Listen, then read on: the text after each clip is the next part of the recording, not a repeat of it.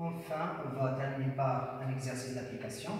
Bon, comme vous voyez ici, c'est la source d'alimentation, c'est la source.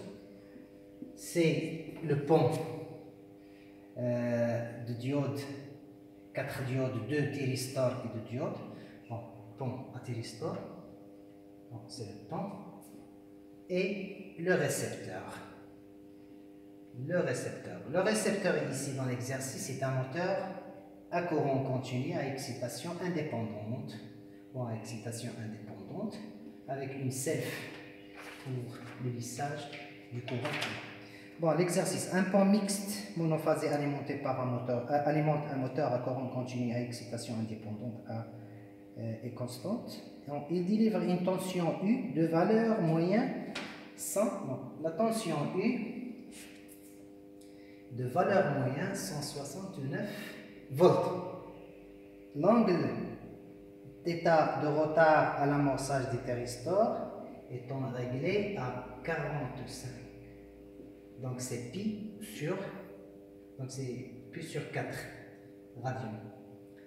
Ensuite, le courant dans le moteur est parfaitement lissé par une bobine de résistance interne. Bon, cette bobine est de résistance interne 0,1 ohm. C'est une résistance assez faible pour que le courant augmente. Le courant est grand. Le courant est de l'ordre de 25 ampères. La vitesse de rotation du moteur, c'est-à-dire N, c'est 1800 tours par minute, c'est une fréquence de rotation. Premièrement, le pont est alimenté avec une tension sinusoïdale V de fréquence, c'est-à-dire la source, et de fréquence 50 Hz. Bon, cette fréquence, on peut tirer la période du signal en secondes, puisque la fréquence 50 Hz, c'est-à-dire la T, 1 sur F, c'est 10 secondes. Donc T, ici, c'est la demi-période T sur 2, I, 0. Bon. Premièrement, représenter U de T et V de T. Bon, U de T et V de T. V de T, c'est une tension source. Bon, V de T, c'est une tension sinusoïdale, c'est Vmax sinus oméga T. Donc, pour représenter cette tension, il faut y avoir la tension Vmax. Puisque la tension U de T, c'est la tension au bord du moteur, on a déjà une relation entre la tension U et la tension V à l'aide du pont de diode. Donc ici c'est un redressement double alternance à thyristor, je dis. Donc c'est un redressement commandé par des thyristors qui sont amorcés à 45 degrés par un circuit de commande.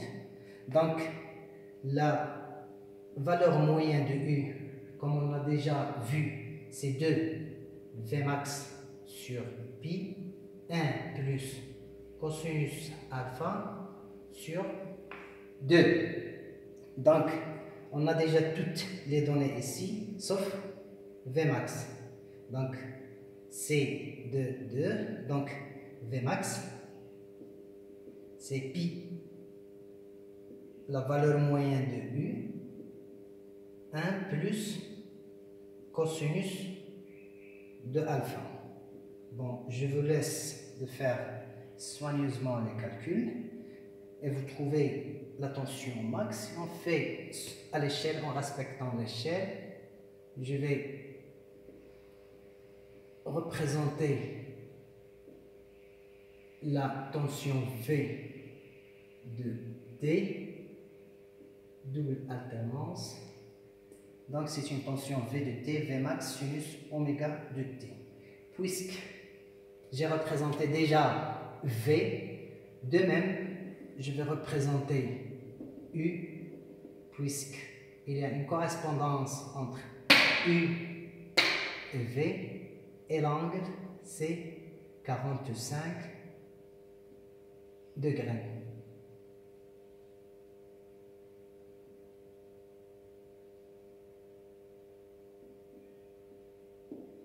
Donc déjà, j'ai représenté les deux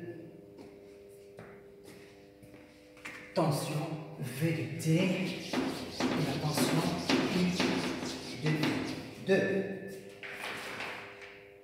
Calculer la valeur efficace de la tension V. Donc, puisqu'on a Vmax, donc Vmax c'est racine de 2 V efficace, donc facilement je vais calculer V.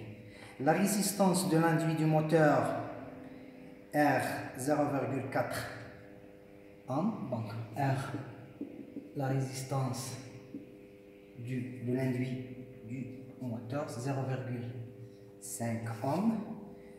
Calculer la force électromotrice du moteur. Donc pour calculer la force électromotrice du moteur, donc je fais que U est égal à E, la force électromotrice, c'est-à-dire la tension au bord du moteur, U, E, et la tension U de L. Donc E plus U de L.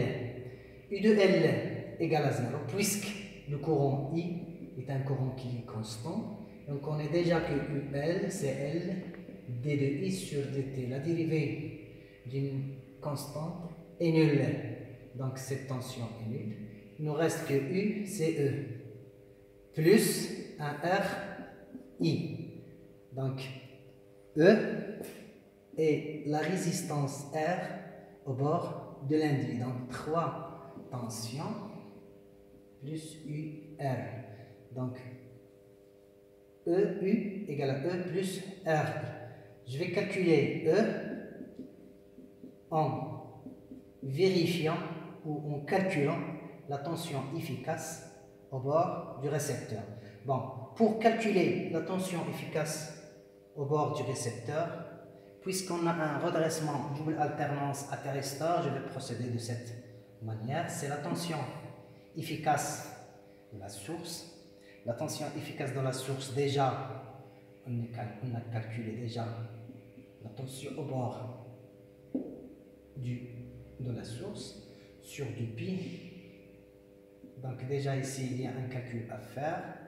Et par suite, on va remplacer et trouver la tension E de la force électromotrice. En déduire la puissance électromagnétique. Donc la puissance électromécanique ou la puissance électromagnétique, c'est E. Par définition, c'est E, U au carré. On a déjà U, on a déjà E. Donc facilement, on calcule la puissance électromagnétique. Merci.